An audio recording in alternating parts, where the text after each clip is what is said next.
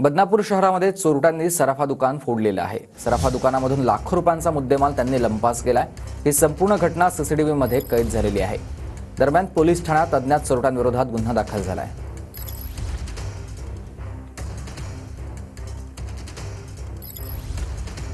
कडी सापडली की कराड 302 मध्ये येईल, मग आपोआप मकोका लागेल असं धस म्हणतात। विष्णू चाटेचा अजून मोबाईल सापडलेला नाही असंही सुरेश धस म्हणाले।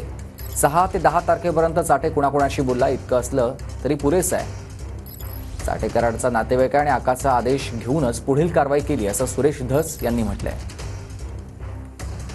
वाल्मिक कराड अगोदर 302 मध्ये येऊ द्या, 302 लावलाय। आता ह्याच्या सिरियल आणि त्याची सँक्शन मंजुरी हे सामान्य माणसाच्या लक्षात येऊ शकत नाही, धनंजयच्या लक्षात येऊ शकत नाही।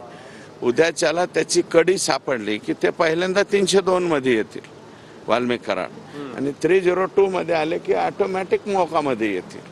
अडचणीचा भाग असा झालाय की विष्णू चाटे याचा 10 तारखेला मोबाईल बंद झालेला आहे। त्याचा मोबाईल अद्याप CIDने जप्त केलेला नाही।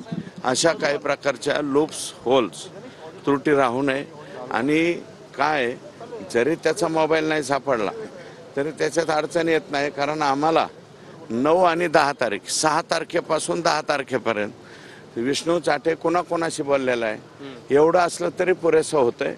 हा विष्णू चाटे हा सगळ्यात जवळचा आहे, वाल्मिक कराडांचा नातेवाईक बी आहे, जवळचा आहे।